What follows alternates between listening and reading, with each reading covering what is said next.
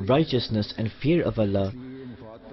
This is why they are even more dangerous than the selfish politicians.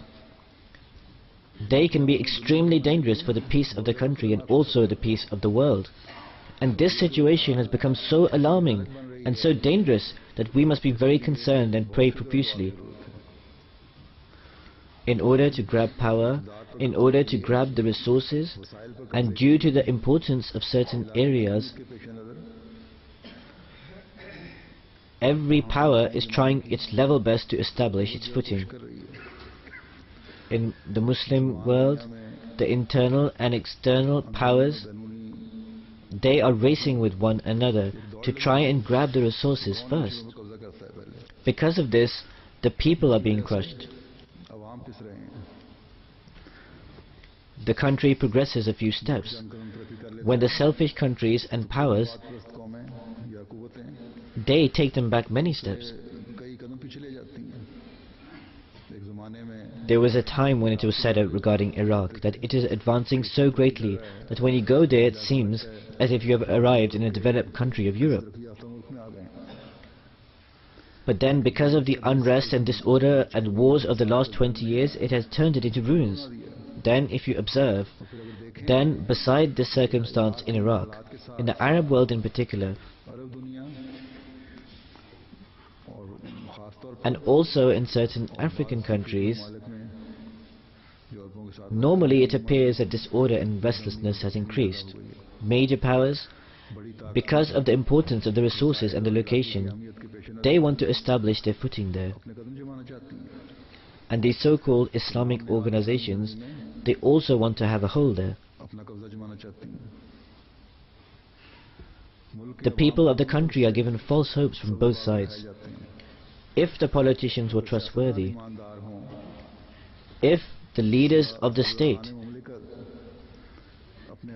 truly desired good for their people, if they safeguarded the people's rights, then neither will there be any restlessness, and nor will the extremist factions be able to prosper, and nor will foreign powers be able to acquire their interests in an improper manner. In short, whatever is happening,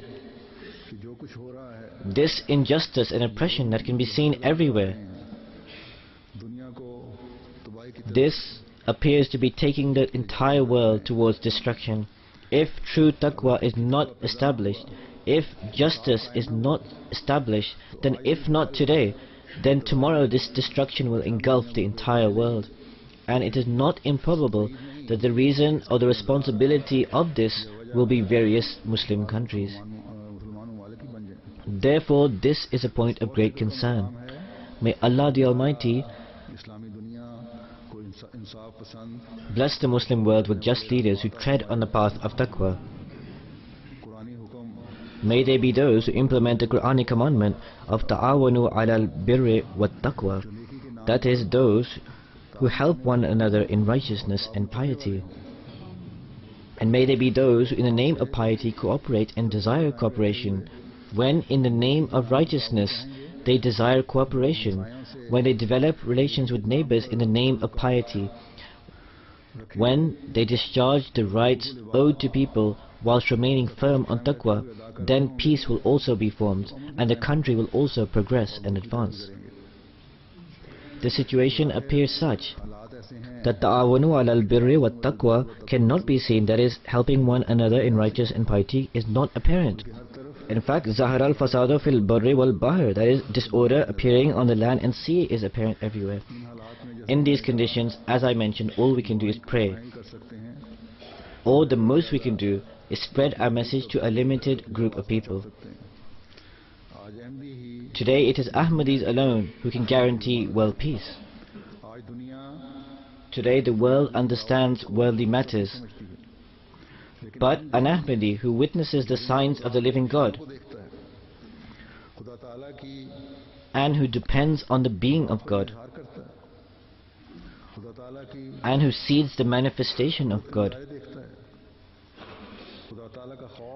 and who strives to maintain the fear of God in his heart, for him submitting to God is everything.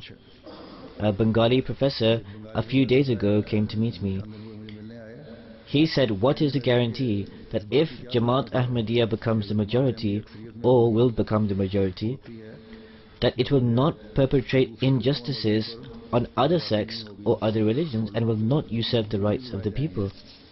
So I replied to him that that majority that is formed out of winning the people's hearts, that rather than compulsion brings a message of love,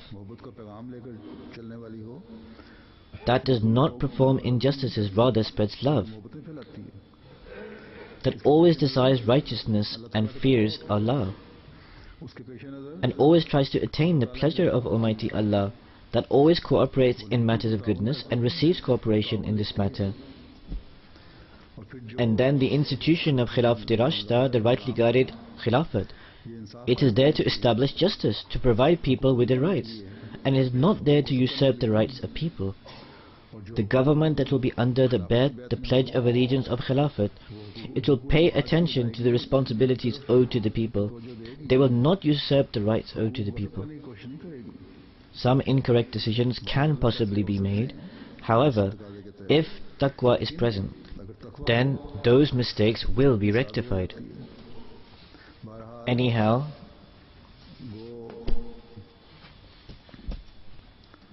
although out of the influence of the Maulvis, or out of fear of the world, a large majority of the Muslims, with respect to the Ahmadis, who are true Muslims, they unite against them, and they light the flames of opposition and oppression against them, and they adopt this attitude of persecution against Ahmadis. This is their attitude. They may go ahead with it. However, Ahmadis at this time are very distressed. Many of the Ahmadis expressed this in letters, for example, that seeing the state of the Muslim world, it causes us to be very distressed. So our task is that in every circumstance we must be concerned for the Muslims. We must have sympathy and sentiments of compassion towards them, and we must pray for them, and inshallah, God willing, we will continue to do this. In the end, I would like to say once again that our Ahmadis who live in Arab countries as well, or those who have links with those countries, that the politicians and the leaders of these countries tell them that if they do not come into their senses, if they do not try to establish justice and taqwa and make efforts greatly towards this, if they do not remove themselves from the clutches of the Maulvis, if they do not keep a vigilant eye on the extremist groups, then it is not unlikely at all that the mullah on the name of religion in certain countries will try to take complete control over the government. Then on the name of religion, such horrific results will come to the fore that will keep the public in even more darkness. In the name of religion, a group upon another group will keep on persecuting and oppressing it. And in this state of disorder, the major powers in related countries, according to its own desire, they will get a sort of license to go in it on the pretext of peace. They will come and have a license to establish their stronghold there, through which there will be more disorders, loss of life, property will be damaged. Then directly or indirectly, the possibility of coming under the clutches of slavery will come once again. In fact, this will surely happen. And most of all, as I have already stated, that a vast war will engulf the entire world. This can engulf the entire world. May Allah the Almighty descend mercy and give wisdom to the Muslim Ummah, the community of Muslims, and to its leaders, and may they be granted understanding that they should develop the fear of Allah in the hearts of people.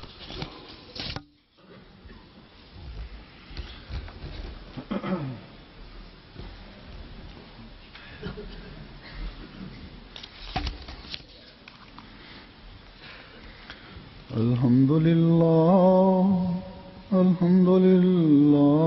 nahmaduhu wa nasta'inuhu wa nastaghfiruhu wa nu'minu bihi wa natawakkalu alayhi wa na'udhu billahi min shururi anfusina wa min sayyiati a'malina.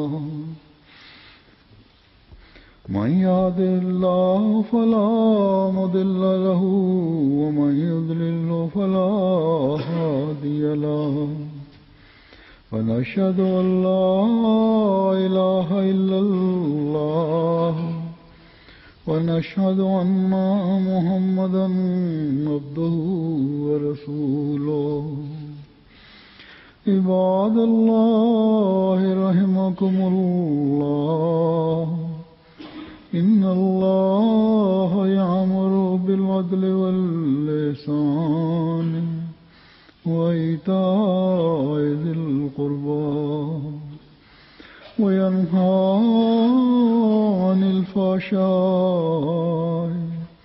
والمنكر والبغي يعظكم لعلكم تذكرون اذكروا الله يذكركم وادعوه يستجب لكم ولذكر الله أكبر